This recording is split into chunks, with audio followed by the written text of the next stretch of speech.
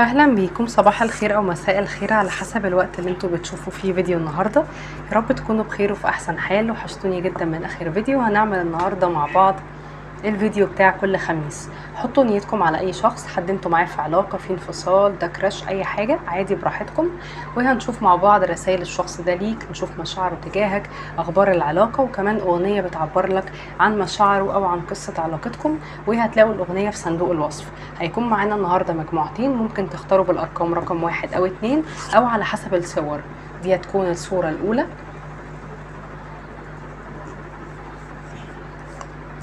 ودي الصوره الثانيه. يفضل تختاروا باحساسكم، اما لو معرفتوش ممكن عادي جدا تختاروا بالحروف، حروف اسم الطرف الاخر. دلوقتي هنوزع هنقسم الكروت وهنبدا.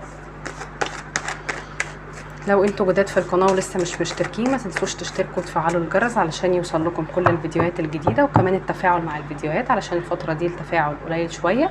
وكمان في صندوق الوصف هتلاقوا السوشيال ميديا بتاعه القناه، ما تنسوش تشتركوا فيه عشان بننزل فيها فيديوهات. اوكي، اهلا بيكم جروب نمبر 1 اللي اخترتوا الصورة دي او اللي اخترتوا بالحروف، حروف اسم الطرف الاخر. وهتلاقوا الحروف الاغنية في صندوق الوصف. يلا اول حاجة كده ناخد نفس عميق. تخيلوا الشخص ده قدامكم، صفوا ذهنكم، اسمه، صورته، ونبدأ بالطاقة العامة. طاقتكم يا جروب نمبر 1 في العلاقة، الطاقة بتاعتكم في العلاقة،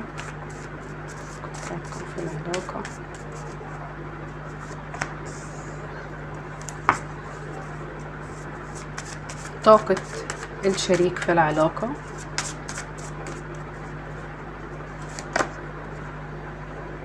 اوكي، شكل العلاقة الآن. عايزة اوضح الطاقة بتاعتك.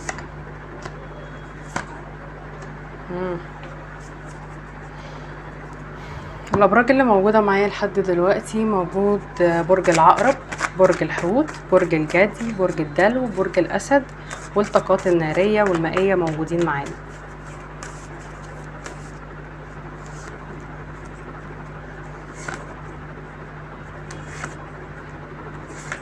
في كتير ممكن تكونوا منفصلين او العلاقة مش اكتف قوي حاليا، بس في قابلية ان المدة دي تنتهي خلاص.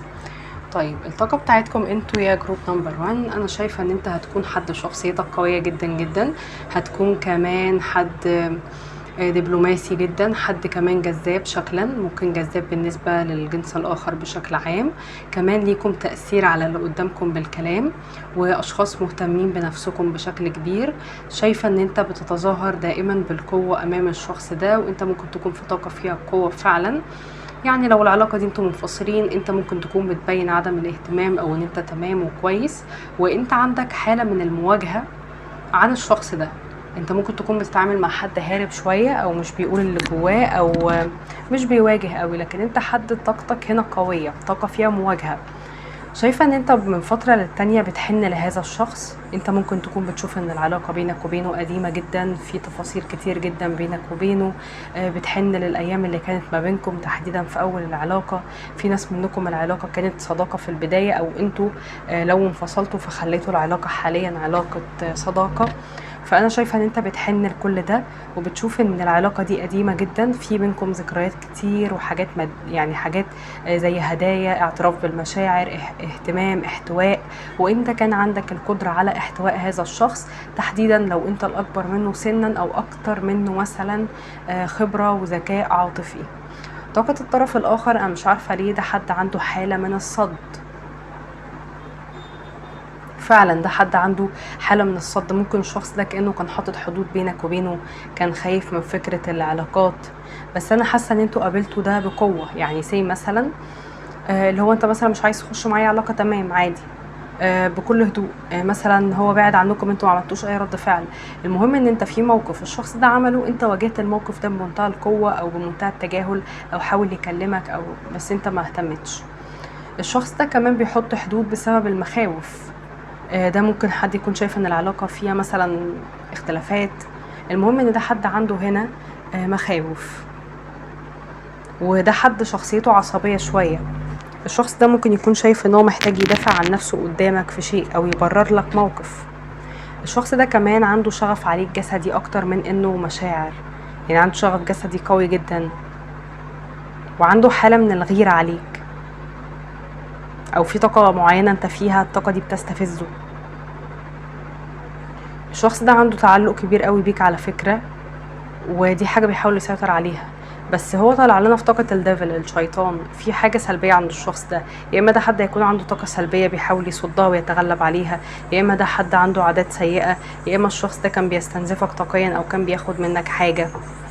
بس الكارت ذا ديفل مع كارت الزامون يقولوا لنا ان العلاقة دي قد يكون فعلا فيها طاقة سامة، تدخلات، اسحار، حاجة بينك وبينه، مشاكل. المهم ان في طاقة سامة هنا. طاقة العلاقة بتقول لنا ان في بعد، ان انتوا بتتواصلوا مع بعض بس روحانيا، ان كأن في مخاوف في العلاقة دي، كأن في اسرار او حد اكتشف حاجة عن التاني خليته يطلع من العلاقة. العلاقة فيها حزن وفيها كمان اعداء.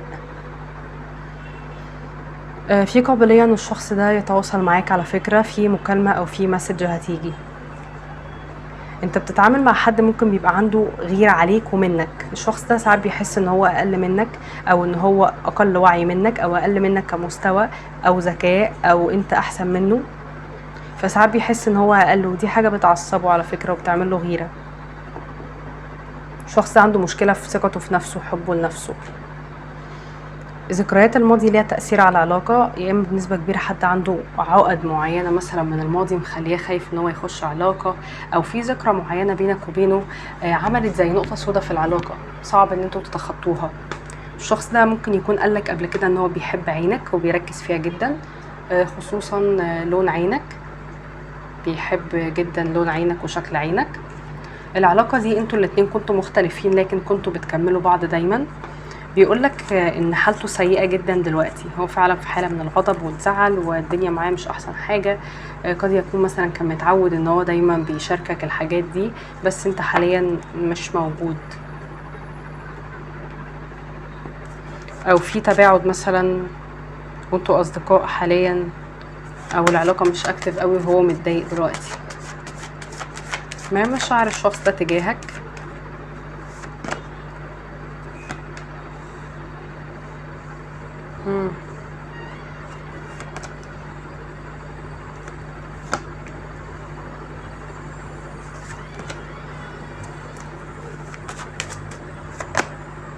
طيب بصوا، انا هقدر اقول لكم ان الشخص ده المشاعر بتاعته نقدر نقول عليها انجذاب شغف جسدي، لكن المشاعر الحقيقية انا شايفة ان الشخص ده لا حد مش مشاعره متطورة.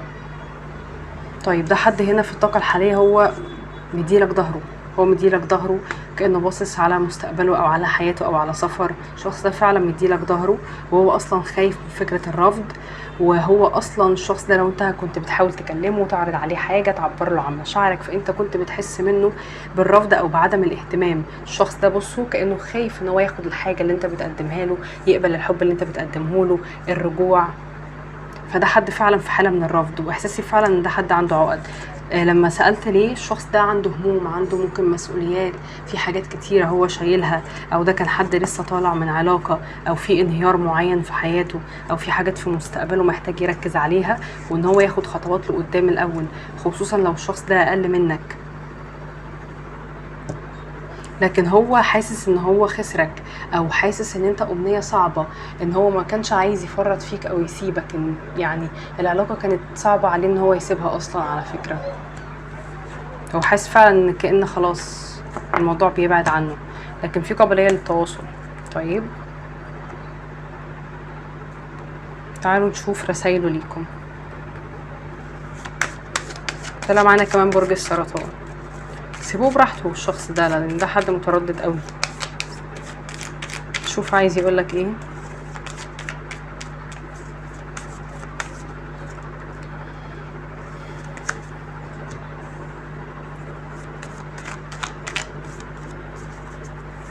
بيقولك انا بحاول اثق ان احنا هنكون مع بعض مرة تانية. بيقولك من فضلك ساعدني، مش قلتلكم هو شكله بيمر بأزمة او حاجة. بيقولك انت ليه بتتجاهلني. فعلا الشخص ده حاسس ان انت خلاص كده بعدت عنه، او ان هو لما اداك ظهره انت كمان اديت له ظهرك.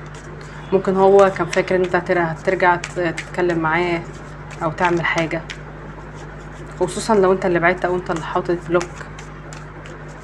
مش عارفه ليه حاسه الشخص ده طفل قوي، او انت كنت بتعامله كانه طفلك قوي، كانك دلعته، فهو كان متوقع حاجات انت تعملها. شفتوا مش قلت لكم عنده شغف جسدي، بيقول لك انت جسمك سكسي قوي، معجب جدا بشكلك. بيقول لك انا بفتكر ذكرياتنا.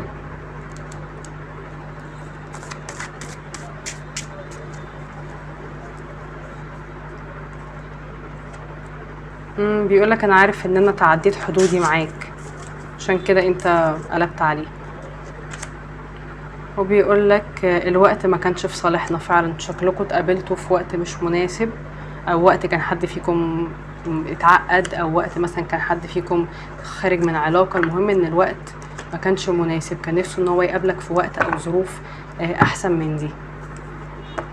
لكن على اي حال احساس ان الشخص ده اخر ما يزهق هيبعت مسج، هو مش عارفه ليه قاعد مستنيك، لكن هو هيبعت، مع ان هو حد مش بيعرف ان هو يواجه قوي او مختفي، بس هو هيظهر. كده نكون خلصنا. ميرسي جدا ليكم، ونشوفكم قريب في فيديو جديد. لو حبيتوا القراءة ما تنسوش تحطوا لايك، لو ما طبقتش شوفوا جروب نمبر 2.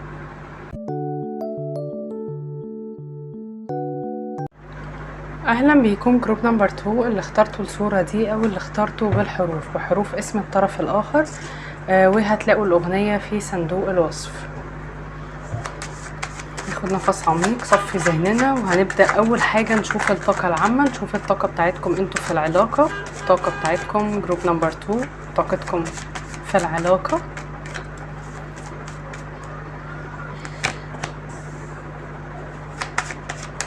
طاقة الطرف الآخر في العلاقة.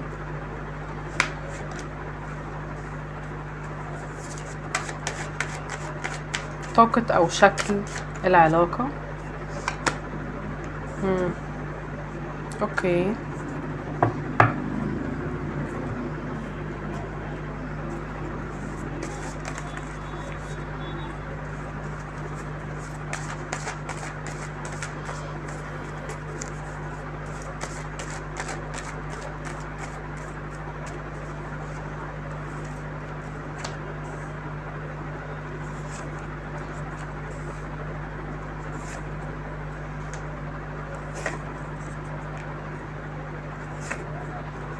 تمام، دي طاقة كراش على فكرة، بس هقول لكم دلوقتي الابراج اللي موجوده معانا او الطاقات. موجود معانا هنا برج الحوت اكتر حاجه، وبرج كمان الحمل، والطاقات الهوائيه هنا كتير. اول حاجه الطاقه بتاعتكم انتوا طالعين في كارت الساحر. كتير منكم هتكونوا اشخاص شكلا حلوين، واثقين من نفسكم، مثلا شكلكم حلو، مهتمين بنفسكم بشكل كبير. كمان هتكونوا اشخاص اذكياء وملفتين جدا لانتباه الجنس الاخر. شايفه هنا ان انت طالع في طاقه حد دبلوماسي، حد متكلم، حد ممكن حواليك كتير، حد كمان هتكون عندك موارد وبتعرف ان انت تستغلها. كمان هتكونوا ممكن ناجحين في حياتكم، في شغلكم، واثقين من نفسكم. هتكونوا كمان في طاقة ان انتوا للبعض منكم بتلفتوا انتباه الشخص ده، او كأن انتوا مش عارفين تتعاملوا مع الشخص ده ازاي. انا احساسي ان العلاقة دي انتوا حاسين فيها ان انتوا مش لافتين انتباه الطرف الاخر كفاية، او ان الطرف الاخر بارد، او ان انتوا مش عارفين ازاي تكسبوا قلبه. فهمتوني؟ يعني ده للبعض. اوكي، المهم ان حتى لو انت فكرت في حاجه زي دي بينك وبين نفسك، اللي هو الشخص ده مثلا مش منجذب لي، انا مش عارفه اتعامل معاه ازاي، هو ليه بيتعامل ببرود، هو ليه شخص غريب كده. فانتوا ممكن تكونوا بتحاولوا ان انتوا تعملوا ده عن طريق مثلا انت للبعض منكم ان انت تلفت انتباهه، للبعض منكم عن طريق ان انت مثلا تتظاهر بعدم الاهتمام. المهم ان انتوا ليكم هنا اكتر من طريقه، او حتى تعملوا تخاطر او تواصل روحي. لكن انت فعلا بتتعامل مع حد غامض، حد سري شويه، حد كانه كتاب مقفول، اللي هو انت اللي قدامي لا يعرف مشاعري ولا يفهم شخصيتي ولا يعرف حاجه عني. ده حد كده ليه عالمه، ليه حياته، قافل كده على نفسه، وحد غامض وسري بشكل كبير، وكمان كلامه قليل، حد مليان تفاصيل وحكايات واسرار. ما اقدرش اقول ان ده شخص وحش، لان انا مش طالع قدامي طاقه بتقول ان الشخص ده وحش مثلا او سام او حاجه، بس هو حد كانه بيخفي حياته، ليه حياة تانية، ليه عالمه الخاص. فهمتوني؟ ممكن حتى تكون العلاقة في بدايتها او انت مش عارفه كويس، او لسه ما بقاش فيه قرب وثقة كفاية. المهم ان انت بتحس الحاجات دي من ناحية الشخص ده، ان هو حاطط حدود، او ان هو مش اكتف قوي، او ان هو مش منجذب قوي. هو الحقيقة ان الشخص ده بيبص عليك من فترة للتانية، لكن في الخفاء. هو حد سري اصلا بشكل كبير، وحد على فكرة ذكي ويقدر ان هو يفهمك، ويفهم اي حاجة انت بتعملها انت بتعملها ليه على فكرة. فلو انت بتسأل هو واخد باله مثلا منك او من مشاعرك او كده، فالاجابة هو حد ذكي قوي قوي قوي، يفهم اللي قدامه، بس اللي قدامه ممكن ما يعرفش يفهمه. يعرف كل حاجة عن حياة اللي قدامه، بس اللي قدامه ممكن ما يعرفش حاجة عن حياته. حد كمان روحاني بشكل كبير. شكل العلاقة، انا شايفة ان العلاقة التعامل فيها ناشف قوي، التعامل في العلاقة على القد. دي حتى لو علاقة، حتى لو انتم متزوجين فهيكون ممكن زواج تقليدي. شايفة ان اغلب العلاقة دي هتكون علاقة كراش، او العلاقة فيها حب سري، العلاقة تحت بند الصداقة، او العلاقة مش متحددة. فانا شايفة ان التعامل ناشف او على القد. ممكن حتى البعض منكم منفصلين وخليتوا العلاقة على القد جدا. في حتى حدود موجودة. انت بتتعامل مع حد، انت بتسأل هو كده ليه، الإجابة ان هو حد غير متاح عاطفيا. سبب البرود او التردد مش حاجة فيك، مش ان انت وحش، بس ده حد كأنه غير متاح عاطفيا، مقفول من فكرة الحب مثلا، او مدي الأولوية لحاجة تانية. شايفة هنا ان العلاقة دي زي ما قلت لكم ممكن واخدة شكل الصداقة او التعامل على القد، لكن في حب سري. العلاقة في البداية شايفة في تواصل روحي عالي جدا متبادل منكم انتوا الاتنين متصلين روحانيا مع بعض. في قابلية هنا ان انتوا الاتنين تكونوا مع بعض مرة تانية، يبقى في اجتماع تاني لم شمل، العلاقة تكون كويسة. ده باين هنا معانا. انت كمان بتتعامل مع حد، ما اقدرش اقولك ان هو وحش، بالعكس هو شخصية مضحية جدا، بتحب الخير وان هي تساعد الناس، وممكن انت كمان بتشترك معاه في الصفات دي. خلينا كده نشوف مشاعر الشخص ده، مشاعره تجاهك.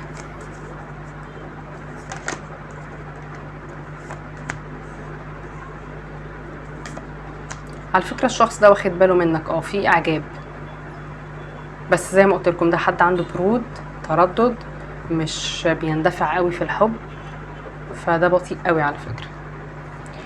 الابراج اللي طلعت معانا، طلع معانا الابراج الترابية، موجود معايا برج الدلو. مشاعره تجاهك بيشعر ان انت نجمة، او ان انت حاجة عالية جدا. هو على فكرة بيشعر بالاعجاب الشديد بيك، ده اعجاب هنا. طب الاعجاب بايه؟ بيشوفك حد ملفت وجذاب جدا للانتباه. ممكن للبعض منكم هنا بيشوف شعركم شكله جميل، ملامحكم شكلها جميل هاديه. ناس ممكن تكونوا كلامكم مش كتير، اشخاص جذابين جدا. كارت الساحر مع زستار يقول لنا ان انتوا جذابين، لما بتخشوا في مكان بتكونوا ملفتين للانتباه، وده اللي بيشعروا تجاهكم، ان هو معجب بيكم، بيشوفكم زي النجمه، بيشوفكم ممكن اشخاص روحانيه، او بتحبوا الخير، او بتساعدوا الناس، او ليكم هدف في الحياه. ممكن تكونوا على قدر من الشهره او ناجحين. فالمهم ان هو معجب جدا جدا بشخصيتكم، يمكن اكتر من الشكل ومن كل حاجة، ومعجب بالنجاح بتاع البعض منكم، ان انت حد مستقل مثلا في حياتك، ان انت حد صاحب شخصية قوية، ان انت حد هتكون عندك شغلك، عندك حياتك، مرتبط جدا كمان بأسرتك، حد بتاع التزام وبيت واستقرار. فهو بيشوف ان انت كده، هو معجب بالحاجات دي. بيشوفك جذاب فعلا، جذاب، شكلك جميل، وحد عندك رضا وانسجام في كل حاجة في حياتك. ممكن كان في فليرت بينك وبين الشخص ده، غزل، كلام حلو، انتوا الاتنين جواكم طاقة حلوة، بتشاركوا مع بعض، بتهزروا مع بعض، بتتكلموا مع بعض. هو الشعور بتاعه هنا ارتياح، اللي هو انا بفصل بيك عن كل العالم، بنرتاح مع بعض، بنتكلم مع بعض، بنهزر مع بعض. ده هنا العلاقة دي على فكرة في مرحلة متقدمة جدا. طيب تعالوا نشوف رسايله ليك.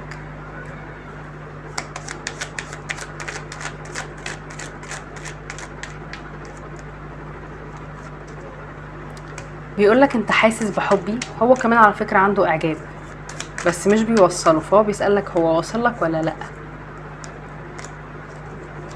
بيقولك احنا بنكون اقوى واحنا مع بعض، ممكن انتوا بتساعدوا بعض، بتساندوا بعض حتى كأصدقاء. هنا بيقولك انا عايزه اكون الشخص اللي يديك كل حاجه، لان هو فعلا حد ما بيخش علاقات الا لو هو جاهز، واللي هو انا اقدر اديك كل اللي انت عايزه. هو بيشوف ان انت عندك امنيات وتطلعات، وحد مش بتقبل باي حاجه على فكره. فهو كمان على فكرة عنده نفس احساسك، اللي هو انت كمان معجب بيا، طب انت واخد بالك مني اصلا؟ لان انا مش حاساك بتلفت انتباهه بان انت مثلا بتقرب وتعمل حركات وحشه، لا اقصد ان انتوا هنا ممكن واثقين في نفسكم، بتحبوا تظهروا قدامه بصوره حلوه الكلام ده. بيقول لك ان هو هيكون مقبل او مقدم عليك، بيقول لك انت بتغذي روحي بطريقه مفيش حد غيرك بيعرف يعملها، فعلا انتوا بتقضوا مع بعض اوقات حلوه. وبيقول لك انت الشخص اللي انا ما اقدرش اعيش من غيره. انا حاسه ان العلاقه فعلا واخده شكل رومانتك، واللي هو احنا متعلقين ببعض، لكن العلاقه مش متحدده هي ايه.